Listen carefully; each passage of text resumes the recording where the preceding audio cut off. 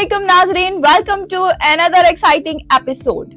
आज हम ARY के एक और ड्रामे का रिव्यू करेंगे जो कि बिल्कुल न्यू आया है और वो लगेगा ARY में एवरी वेडनेसडे एंड थर्सडे को। और वो ड्रामा है बिस्मिल, जिसकी कास्ट बहुत ज्यादा अच्छी है और हरीम फारूक का काफी अरसे बाद कम बैक हुआ है और उसमें जो है नुमान एजाज बहुत अच्छे लग रहे हैं और उनकी जोड़ी सवेरा के साथ बहुत ज्यादा प्यारी लग रही है और बहुत ही अच्छी उनकी क्यूट सी फैमिली दिखाई है। मूसा के साथ उनका बहुत क्यूट बॉन्ड दिखाया है और उनका एक ही बेटा है और वो कहते हैं कि जब आपको प्यार करने वाली औलाद मिल जाए तो आपकी जिंदगी ही जन्नत बन जाती है। तो दूसरी तरफ मासूमा है, जिसको मासूमा कहना बहुत बड़ा गुनाह है क्योंकि वो बिल्कुल भी मासूमा लग नहीं रही, ना ही अपनी हरकतों की वजह से और ना ही अपने ख्वाबों की वजह से। वो एक ऐसी लड़की दिखाई है जिसके ख्वाब तो बहुत ज्यादा बड़े हैं लेकिन वो उनको अचीव करना चाहती है शॉर्ट टर्म में और उसके लिए कोई शॉर्टकट देख रही है, जैसे कि किसी अमीर के साथ शादी हो जाए या कुछ इस तरीके से हो जाए। दूसरी तरफ दिखाया जा रहा है कि उसका एक फ्रेंड है जूबी, जिसका नाम जुहेब है और वो उसका बचपन का फ्रेंड है और वो उससे प्रपोज कर रहा है फर्स्ट एपिसोड में।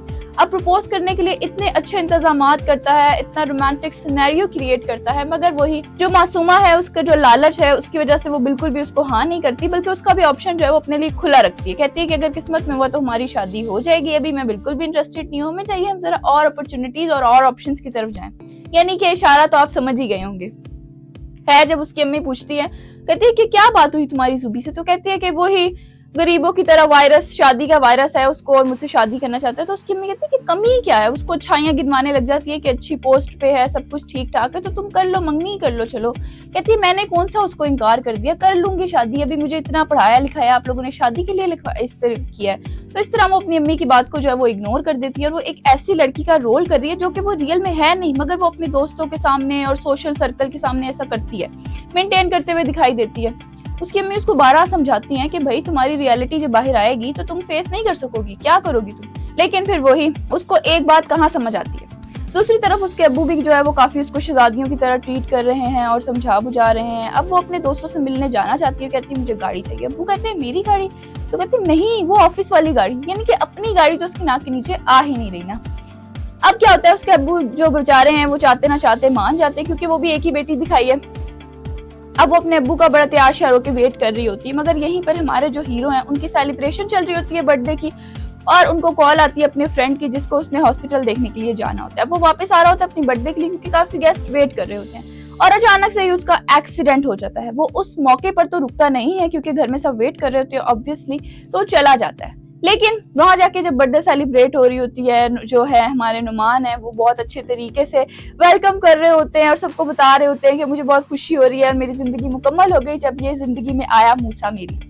तो एक हैप्पीली सीन के साथ साथ उसको कहीं ना कहीं जो है वो उसका सॉफ्ट कॉर्नर जागता है कि भाई मुझसे बहुत बड़ी गलती हो गई है। वो अपने अब्बू को बताता है और उसका मसला सॉर्ट आउट करने के लिए जो है वो पता चल जाता है कहाँ हुआ एक्सीडेंट, वो कहाँ पे है। तो फिर वहां पे वो अपने मैनेजर को भेज देता है। अब जैसे ही वहां पे वो मैनेजर पहुंचती है, पहले तो हरीम जो है वो गवर्नमेंट हॉस्पिटल में जाके प्राइवेट वाले नखरे उठवाने की उम्मीद रखती है कि वो कहते हैं कैसे में कीड़ों मकोड़ों की तरह डील किया जा रहा है। अब वो जब यहाँ पे पहुंचते हैं और उनको पता चलता है कि इनकी वजह से मेरे अब्बा इस हालत में पहुंचे हैं, तो वो वहां पे उनको जलील करने से पीछे हटती नहीं है और कहती है मैं तुम लोगों पे केस कर दूंगी, ये कर दूंगी, वो कर दूंगी। लेकिन उसको ये पता नहीं है कि वहां पर भी अकलमंद लोग, उससे ज्यादा अकलमंद लोग खड़े हैं। वो कहते हैं कि तुम्हारे पास कोई प्रूफ नहीं है, बल्कि जो हम आ भी गए ना तो वो हमारे बॉस का तुम शुक्र अदा करो।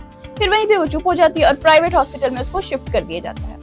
अब नेक्स्ट एपिसोड जो थर्सडे की एपिसोड आती है तो उसमें दिखाते हैं कि मूसा और उसकी वालिदा दोनों हॉस्पिटल में आते हैं उनकी खैरियत दरियाफ्त करने के लिए। तो यहाँ पर भी हरीम के जो वो एक्शन है वो खत्म बिल्कुल नहीं हो रही, यानी कि मासूमा के जैसे ही वो अंदर आते हैं तो वो उसका बाप जो पैरालाइज हुए सामने पड़ा हुआ है वो उसको नहीं देखती, बल्कि अब वो देख रही है उसकी माँ का गोल्ड, उसका बैग, कि उसने कितना ब्रांडेड बैग पहना हुआ और सब चीजें। उसको पता चलता है कि कितने अमीर है और अमीरों को देखते ही उसकी राल टपकने लग जाती। अब यहाँ पे वो उसको पैसे भी देते हैं तो बिल्कुल वो शुक्र नहीं करती कि भाई इतना मुझे पैसे दे दिए, वो नहीं कहती बस इतने से पैसे, इतना से, इससे ज्यादा महंगा तो उसका बैग था।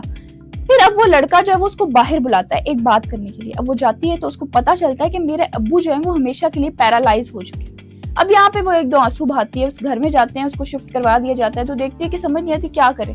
अब वो कहती है कि कब तक मैं इनसे रोज रोज पैसे मांगती रहूंगी। अब वो डिमांड करती है कि मुझे किसी ना किसी तरीके से तुम लोगों की कंपनी में जॉब मिल जाए तो क्या ही बात है, अभी मैंने BBA किया। अब वो लड़का अपने गिल्ट को मिटाने के लिए कि लाइक अब ये सारी जिंदगी के लिए पैरालाइज हो गया तो कुछ तो करना पड़ेगा, अपने अब्बू से बात करता है, अपनी अम्मी से बात करता है और उसको जॉब जो है वो किसी ना किसी तरीके से मिल जाती है। लेकिन यहाँ पे भी कहानी खत्म नहीं होती, क्योंकि यहाँ पर उसको 50,000 रुपए की जो है वो जॉब ऑफर होती है। वो चाहती है कि इससे जरा ज्यादा हो जाए। अब दूसरी तरफ जो है वो जॉब तो उसकी हो गई है, और क्या कहते हैं, अब जो जूबी है वो उसने न्यू गाड़ी ली होती है और बड़ी खुशी से उसको दिखाता है कि मैंने नई गाड़ी ली। तो वो बड़ी हैरान शरान कुछ भी नहीं होती, कहती है कि बस ठीक है तुमने गाड़ी ले ली है, इतनी से तो तुमने गाड़ी ली है। तो कहता है एक दिन बड़ी भी ले लूंगा। लेकिन वो उसको जो है वो क्या कहते हैं निग्लेक्ट फील करवाने से पीछे नहीं हटती, कहती है जब तुम लोगे ना तो देखी जाएगी। अब वो उसके साथ जाती है ऑफिस और ऑफिस में सब कुछ कर रही होती है, लेकिन उसकी नीयत ये है कि मैं किसी ना किसी तरह इसको फंसाऊं और शादी करूं।